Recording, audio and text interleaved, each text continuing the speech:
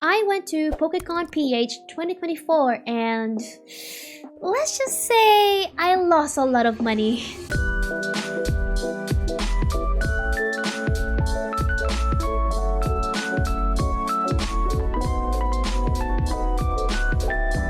And I blame Pokemon.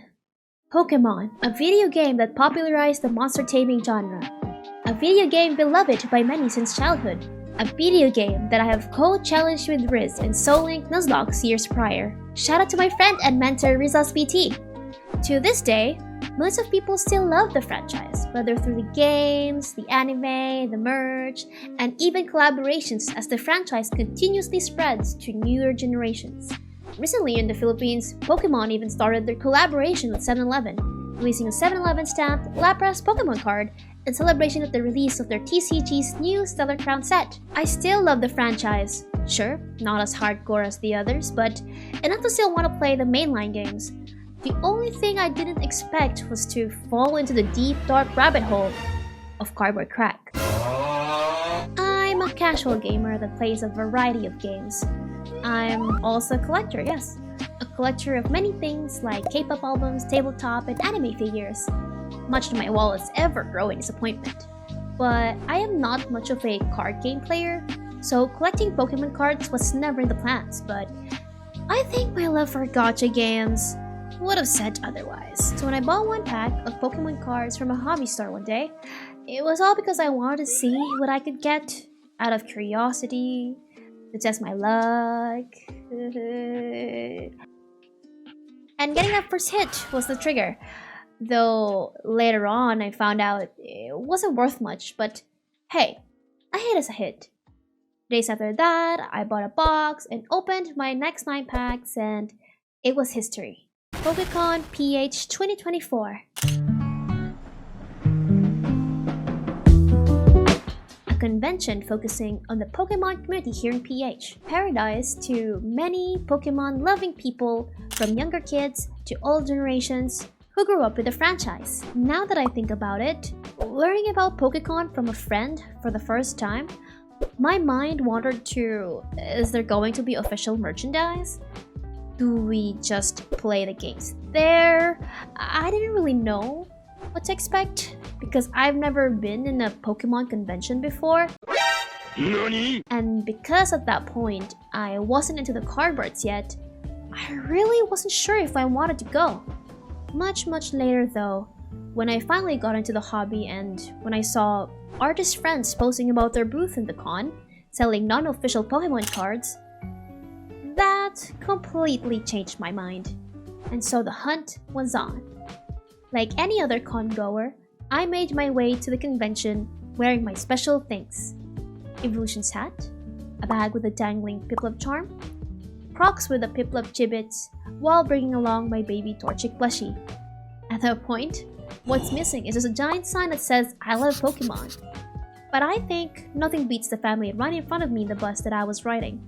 A kid with their father and grandmother all wearing the same Pokemon shirts, as the kid was excitedly talking about Pokemon to their grandma. It was so cute and wholesome. After getting off, I immediately made my way into the con, looking for those pieces of cardboards. There weren't many people yet. It was the first day of the convention, so it wasn't really crowded. Immediately, I made my way straight to my friend's booth to feed my cardboard addiction. It was an arduous journey, for my wallet that is, going through each booth, one after the other, seeing and avoiding tons of Pokemon stuff, from pretty art to unique merch. It was painful, but I managed to hold myself back before finally reaching my friend's booth with my wallet marked safe. Except you, Serenity. That's right. Curse you for having those refreshing drinks that were bundled with Pokemon merch. Just kidding. I like you. I like your matcha lattes. Finally, I got the cards! These cards were really great. The art looked really close to the style of the official cards. My favorite was a Pikachu and Eevee pair that you get if you buy the entire set because of how their art connect to one another, which is a recurring theme in the official Pokemon cards. And this is not a surprise because the artist Jorly Arts actually collects Pokemon cards themselves. They have also played in the Pokemon TCG tournaments. Other than the cards, I also bought a few stickers and prints from my boothmate, Nikki Pet, featuring Grusha, the Husbando gym leader I really liked from Pokemon Scarlet Violet, and the stickers where it says, I traveled to, insert region here, from Gen 1 to 4 as badges of honor for playing these games. At this point, you might be thinking, well Sen, you got what you wanted. It's time to go home, right? No. One of the stops I went to, which was nearby Jorly Arts and Nikki Pet's booth, was the Juice Was booth. I bought myself Pokemon-themed fridge magnets featuring a stained glass art of the evolutions, art of all the Gen 1 and 9 starters, and art of all the base form cat-like and dog-like Pokemon. There were actually prints of these, but I opted for magnets because I could actually use them.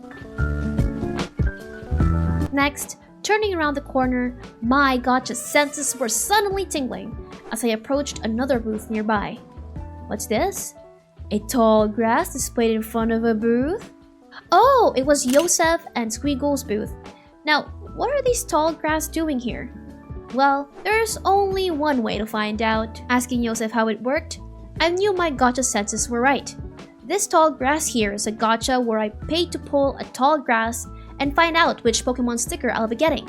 Any guesses which Pokemon I got? Who's that Pokemon?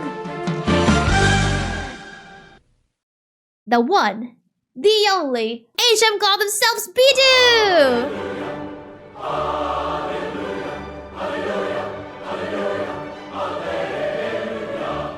Did you get it right? Besides the fun gacha, I bought really great looking prints featuring 2 sleeping Hoot and Rowlet, and a relaxing Mega Gardevoir and Cleffa. On top of buying art, I took a picture in their photo booth area with my plushie Torchic, which was right behind the doodle wall area that was filled with Pokemon sketches. I also want to highlight the different amazing displays of figure collections with custom dioramas when I was roaming around in the collector's area. PokeConPH was fun. To see the thriving community of artists and collectors alike was something really exciting. Unfortunately, all things come to an end. Since the convention was small, I easily went through everything like a breeze. I finished the day with a smile on my face as I held onto the merch I bought, going home and already counting what remains of my wallet. But for some reason, there was this nagging feeling that it wasn't over yet. Halulu! Thank you for reaching the end of story time. If you liked watching this video, consider subscribing, leaving a like, and hitting that notification bell so you know when part 2 comes out. It'll also help me know if you want me to continue these kinds of content. Feel free to also share a highlight of your first experience at a Pokemon convention. I'd love to read about your own story. Bye bye now!